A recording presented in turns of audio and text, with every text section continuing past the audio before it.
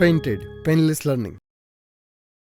વિદ્યાર્થી મિત્રો, વિભાગ સી ની અંદર ટોટલ 9 પ્રશ્ન આપણને પૂછ્યા હોય, એમાંથી બોર્ડમાં કોઈ પણ 7 લખવાના છે. આ 7 પ્રશ્નોમાંથી 3 કે 4 દાખલા છે. યસ, 4 દાખલા છે અને 3 થિયરીના પ્રશ્નો તમારે પાકા કરવાના હશે. તો હું તમને અહીંયા કહેતો જઈશ કે કયો પ્રશ્ન કયા ચેપ્ટરનો છે અને કયા ચેપ્ટરમાંથી થિયરી કરો તો તમે ઓછી મહેનતે વધુ માર્ક્સ પ્રાપ્ત કરી શકો. તો ચાલો શરૂઆત કરીએ આપણે વિભાગ સીની. પણ એ પહેલાં તમે પહેલી વખત ચેનલમાં આવ્યા છો તો ચેનલ સબસ્ક્રાઇબ કરો, વિડીયો લાઇક કરો. અને શું તમે ઈચ્છો છો કે ભાઈ થિયરી માટે સ્પેશિયલ લેક્ચર લેવામાં આવે, જેમાં સેક્શન વાઇઝ એટલે કે સેક્શન બીમાં કયા ચેપ્ટરમાંથી થિયરી પૂછાય, કયા આઈએમપી પ્રશ્નો છે, સેક્શન સીમાં કયા થિયરીના પ્રશ્નો પૂછાય, તો એની ચર્ચા માટે એક સ્પેશિયલ વિડીયોઝ અથવા તો લાઈવ લેક્ચર લઈને આવશું. જો તમે ઈચ્છતા હો તો નીચે કોમેન્ટ કરો અને તમારા કોમેન્ટના રિસ્પોન્સ ઉપરથી ખ્યાલ આવશે કે આ વિડીયો ઉતારવો કે નહીં. તો હવે આપણે દાખલો કરવા જઈ રહ્યા છીએ. દાખલા નંબર 31. મેં વિચાર્યું કે હું દાખલો ગણી નાખું, પછી એમ વિચાર્યું કે શૂટ કરતાં કરતાં જ ગણું તો સારું રહેશે. હવે દાખલામાં શું કીધું ભાઈ? જો P1 Q0 sigma P0 Q0 5/3 P1 Q1 P0 Q1 3/2 હોય તો લાસ્પિયર પાસે અને ફિશરનો સૂચકાંક શોધો. બહુ ઇઝી છે. તમને અહીંયા સૂત્ર યાદ રાખવાનું છે, સિગ્મા PQ ગુણ્યા 100. લાસ્ટ પિયરનો નંબર તમારે યાદ રાખવાનો છે 1000. એનો ફોન નંબર લાસ્ટ પિયરનો શું છે? 1000. ટોમ બરાબર ને? આ સૂત્ર અહીંયા લખેલું જ છે પણ તમને યાદ રહે એટલા માટે મેં અહીંયા આવી રીતના લખ્યું. P1 Q0 P0 Q0 5/3 આપ્યું છે. 5 જેમ 3 આપ્યું એટલે આપણે લખી નાખીએ 5/3 ગુણ્યા 100. કેલ્ક્યુલેશન પછી કરશું. હવે આપણે પાસે ગોતી લઈએ સિગ્મા PQ. આનો નંબર છે 1101. લાસ્ટ પિયરનો શું છે ભાઈ? તો કે 1000. આનો શું છે? 1101 ગુણ્યા 100. અહીંયા આપણને P1 Q1 P0 Q1 આપ્યું જ છે. 3/2 એટલે 3/2 ગુણ્યા 100. તો હવે ગોતી લઈએ ભાઈ આપણે અહીંયા. હવે 5 ગુણ્યા 100 એટલે 500 ભાગ્યા 3 એટલે કેટલો જવાબ આવે ભાઈ? 166.67. બરાબર. પછી છે 3 ગુણ્યા 100 એટલે 300/2 એટલે 150. ડન. હાલો હવે આપણે ગોતીએ ફિશરનો સૂચકાંક √IL ગુણ્યા IP. આમાં 100 ન આવે, ધ્યાન રાખજો. IL લાસ્ટ પિયર કેટલો છે? 166.67. 166.67 ગુણ્યા 150. પાસે આપણને મળ્યો 150. આ બેનો આપણે ગુણાકાર કરી નાખીએ. અહીંયા છે તે ગુણ્યા 150. કેટલો જવાબ આવ્યો ભાઈ? તો કે 2500.00. એનું આપણે રૂટ કાઢી નાખીએ એટલે આપણને જવાબ મળશે 158.11. લ્યો ભાઈ, દાખલો થઈ ગયો પૂરો. એના પછી ડિયર સ્ટુડન્ટ્સ કયો પ્રશ્ન છે? આ પેલું ચેપ્ટર હતો, એ તમને બધાને ખબર પડે. એના પછીનો દાખલો બહુ ઇઝી દાખલા હોય છે. આમાં ઘણા બધા દાખલા પ્રશ્નપત્રમાં એવા છે કે જે જૂના બોર્ડના પેપરમાં પૂછાઈ ગયા છે. નીચેની વિગત પરથી સહસંબંધાંક શોધો. આપણને કીધું n બરાબર 10, સિગ્મા xy બરાબર xનો મધ્યક એટલે કે x બાર બરાબર 12, yનો મધ્યક એટલે y બાર બરાબર 15, xનું વિચલન એટલે કે પ્રમાણિત વિચલન એટલે sx બરાબર 9, yનું પ્રમાણિત વિચલન એટલે sy બરાબર 5. આપણને સહસંબંધાંક ગોતવાનું કીધું તો સહસંબંધાંકનું સૂત્ર આવડવું જોઈએ. શું છે? સિગ્મા xy માઇનસ n ગુણ્યા x બાર ગુણ્યા y બાર છેદમાં n ગુણ્યા sx ગુણ્યા sy. બધી કિંમત આપેલી છે, સૂત્રમાં મૂકીએ. xy બરાબર આપણને આપ્યું 1500, n એટલે આપણને આપેલા છે 10, x બાર અને y બાર આપણને આપ્યા છે 12 અને 15 એ મૂકી દીધા. n એટલે 10 એમનેમ, sx 9, sy 5. સૂત્રમાં જે કિંમત હતી મૂકી દીધી 1500 એમનેમ. પછી 15 ગુણ્યા 12 કરો, કેલ્ક્યુલેટરમાં તમે સીધું કરી શકો, પણ 15 ગુણ્યા 12 કરો તો 180 થાય. એને ગુણ્યા 10 કરો એટલે 1800 થાય. મોઢે આવી રીતના કરી શકાય. પછી 9 × 5 = 45 ગુણ્યા 10 એટલે 450. 1500માંથી 1800 જાય એટલે -300 ભાગ્યા 450 બેનો ભાગાકાર કરીએ એટલે -0.66. પછી 6 6 6 શરૂ જ રહે એટલે -0.67. દાખલો થઈ ગયો પૂરો. હવે વિદ્યાર્થી મિત્રો એના પછીનો 33મો દાખલો. નિયત સંબંધ રેખા y કેપ બરાબર 23.2 - 1.2 x ના અન્વયોજનમાં એક અવલોકન 6 અને 17નો ઉપયોગ થયો હોય તો x બરાબર 6 માટે y ની અનુમાનિત કિંમતની ત્રુટિ શોધો. સો ડિયર સ્ટુડન્ટ, સૌથી પહેલા આપણે y કેપનું સૂત્ર આપણને આપેલું જ છે અહીંયા. 23.2 માઇનસ 1.2 એક્સ. એક્સ બરાબર 6 લેવાનું કીધું એટલે મેં એક્સની જગ્યાએ 6 મૂકી દીધું. 1.2 ગુણ્યા 6 કર્યું એટલે 7.2. 23.2 માંથી 7.2 માઇનસ કરો એટલે વાય કેપનો જવાબ કેટલો આવે? 16. 2t નું સૂત્ર છે. 2t ને ઇંગ્લિશમાં એરર કહેવાય એટલે લખ્યું e બરાબર વાય માઇનસ વાય કેપ. હવે અહીંયા કીધું જ છે એક્સ, આ જે અલ્પવિરામની આગળ એક્સ હોય, અલ્પવિરામની પાછળ હોય વાય હોય. તો હવે શું છે, એક્સ બરાબર 6 છે તો વાય બરાબર કેટલા? 17. એટલે વાયની જગ્યાએ 17 લીધા. વાય કેપનો જવાબ કેટલો મળ્યો? 16. 17 માંથી 16 જાય એટલે જવાબ કેટલો આવે? 1. દાખલો થઈ ગયો પૂરો. એના પછી ભાઈ 34મો પ્રશ્ન ભાઈ આપણને શું કીધું ભાઈ?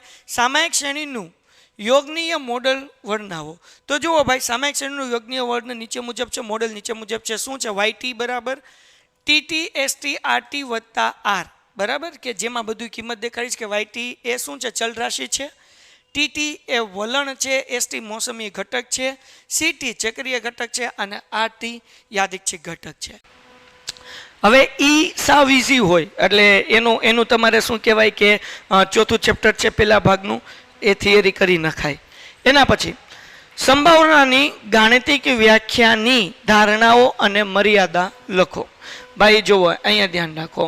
હવે અહીંયા આપણને જે છે એ ધારણાઓ નીચે મુજબ આપી છે. નિર્દેશ અવકાશમાં પરિણામોની સંખ્યા શાંત છે. એટલે કે દાખલા તરીકે એક પાસાને તમે ફેંકવામાં આવો છો તો એના 6 પરિણામ મળે.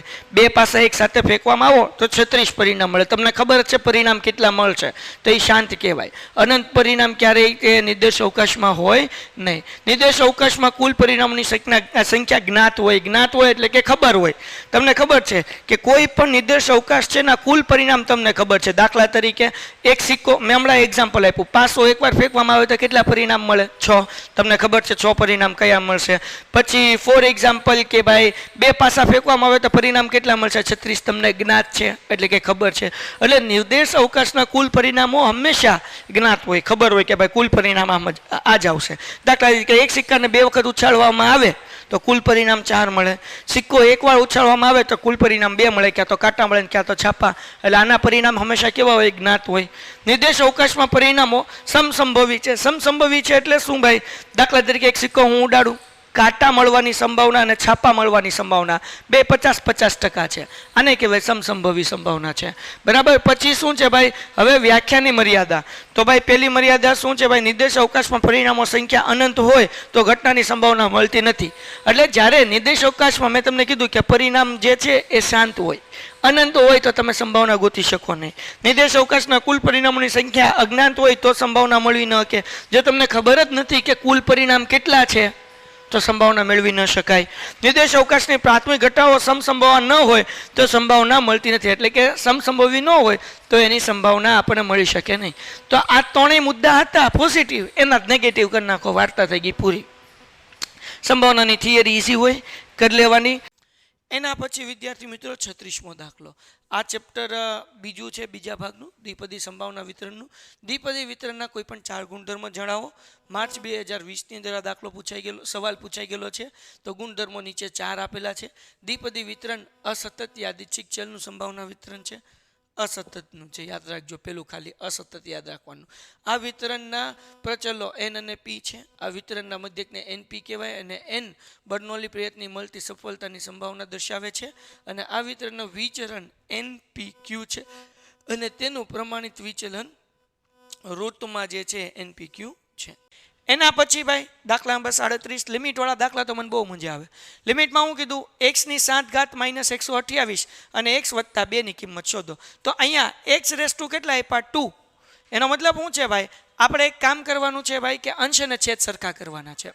તો જુઓ, હું દાખલો ગણીને જ દેખાડું કારણ કે લખીને મજા ન આવે.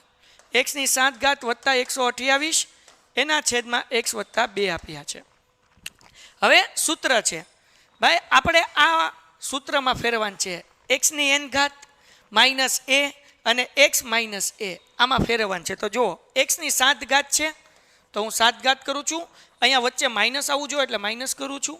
હવે 2 ને કઈ સંખ્યાને 7 વડે ગુણવાથી 128 આવે? તો કે 2 ને 7 વડે ગુણવાથી 128 આવે 2 દુ 4 દુ 8 દુ 16 એવી રીતના બરાબર ને પણ અહીંયા -2 મૂકવાનું જો ઓછે ઓછે વધતા થઈ જાય પછી અહીંયા પણ આપણે મૂકી દઈએ ભાઈ આની જેમ જ x ઓછા 2 હવે તમારું સૂત્ર મૂકવાનું ના n-1 ના n-1 n એટલે ઘાત ઘાત કેટલી છે 7 a એટલે કે આવડો આ 2 એટલે અહીંયા 2 મૂકું n-1 એટલે કે 7 - 1 તો 7 એમનમ 2 એમનમ 7 માંથી 1 જાય એટલે 6 2 ને 6 વખત ગુણો એટલે 2 દુ 4 દુ 8 દુ 16 દુ 32 દુ 64 એટલે 7 ગુણ્યા 64 અને 7 ગુણ્યા 64 કરો એટલે જવાબ કેટલો આવે 448 ડન છે નેક્સ્ટ લિમિટ x⁻1 x ની 5 ઘાત -32 ને છેદમાં x - 2 ની કિંમત શોધો સો હવે વિદ્યાર્થી મિત્રો x ની 5 ઘાત છે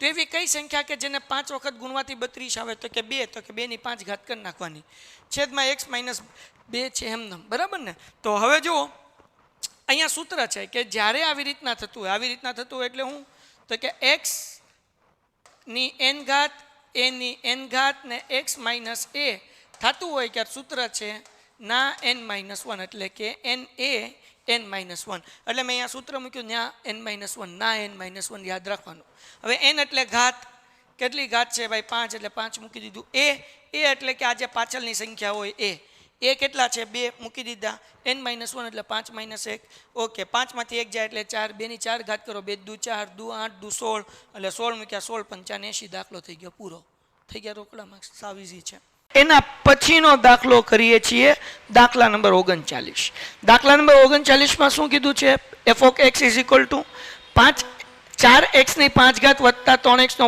વર્ગ નથી અહીંયા ઘન હશે હું જોઈ લઉં એકવાર રકમ છે f(x) = 4x ની 5 ઘાત વત્તા 3x નો ઘન વત્તા 2x નો વર્ગ વત્તા 24 ના છેદમાં x વર્ગ હોય તો x'2 શોધો એટલે આપણે તો પહેલા વિકલન મેળવવું પડશે વિકલન કરવું પડશે f' ગોતવું પડશે તો એના પહેલા આપણે એક સાદું રૂપ આપીએ f(x) = બધાયના છેદમાં x² મૂકી દઉં છું તો 4x ની 5 ઘાત છે આના છેદમાં x², 3x નો ઘન છે આને છેદમાં x², 2x નો વર્ગ છે એના છેદમાં x² અને 24 એના છેદમાં x².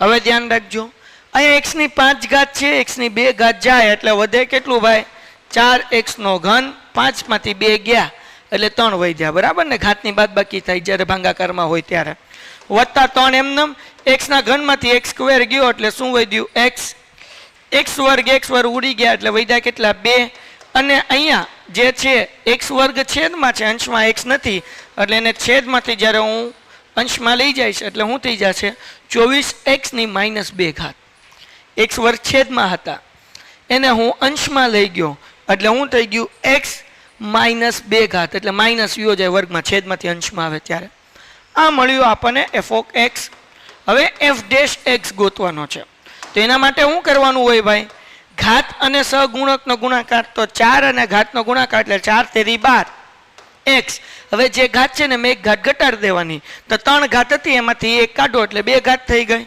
આ x ની એક પણ ઘાત નથી એટલે 1 ઘાત હોય તો 3 × 3 1 માંથી 1 જાય એટલે x ની 0 ઘાત થાય એટલે હવે x આવે નહીં હવે જેની એક સહગુણક હોય જ નહીં એની જગ્યાએ મૂકી દેવાનું 0 હવે 24 એમનેમ 24 દુ 48 અહીંયા માઇનસ કેમ માઇનસ ભાઈ તો કે ઘાત અને સહગુણકનો ગુણાકાર હોય ને -2 છે એટલે 24 દુ 48 પણ કેવા માઇનસ x એમનેમ અહીંયા 2 ઘાત છે -2 ઘાત છે એમાંથી 1 ઘાત કાઢો -2 ઘાતમાંથી 1 ઘાત કાઢો તો ઓછે ઓછે વધતા એટલે કેટલા થાય 2 ને 1 3 પણ કેવા -3 બરાબર છે તો આપણને જવાબ શું મળ્યો ભાઈ f'(x) = 12x નો વર્ગ વત્તા 3 વત્તે ઓછે ઓછા 48x ની -3 ઘાત હવે આપણને એમ કીધું કે x ની જગ્યાએ 2 મૂકી દઈએ f'(2)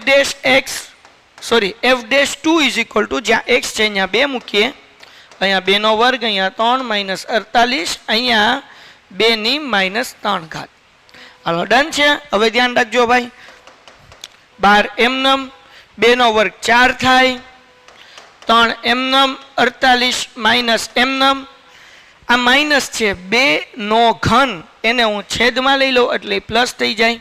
આ ઘાત માઇનસ હતી ને એટલે હું છેદમાં લઈ ગયો કે જેથી કરીને એ શું થઈ જાય, પ્લસ થઈ જાય. ઓકે, 2 નો ઘન આરવાર આપણે ના નેક્સ્ટ સ્ટેપમાં કરું કા. 12 ચોક 48 વત્તા 3 માઇનસ 8 અને 2 નો ઘન 8 થાય કે નહીં, 2 દુ 4 દુ 8. ઓકે, 8 ના ઘડિયામાં 48 આવે તો કે 8 છક 48. ઓકે, ડન છે. તો હવે 48 વત્તા 3 એટલે કે 50, 51 આપણે કરી જ નાખીએ, કેલ્ક્યુલેટર આપણને ક્યાં ના પાડે. 48 વત્તા 3 અને માઇનસ 6 વાર્તા થાય પૂરી. જવાબ આવે 45. દાખલો થઈ ગયો પૂરો અને આપણો વિભાગ સી પણ થઈ ગયો પૂરો. તો ડિયર સ્ટુડન્ટ્સ, આ 4 દાખલા તો કરી જ લેવાના, બરાબર. 3 થિયરી કરવાની એટલે વાર્તા થાય પૂરી. આશા રાખું છું કે આ વિડીયો તમને સરસ રીતે સમજાણો હશે. જો સમજાણો હોય તો વિડીયો લાઇક કરો, ચેનલ સબસ્ક્રાઇબ કરો, તમારા મિત્રોમાં શેર કરો અને ખાસ કરીને પેન્ટેડ એપ્લિકેશન ડાઉનલોડ કરો. તો મળીએ છીએ નેક્સ્ટ વિડીયોમાં એક નવા સમ સાથે. ત્યાં સુધી ગુડ બાય એન્ડ ધન્યવાદ. Painted, Painless Learning.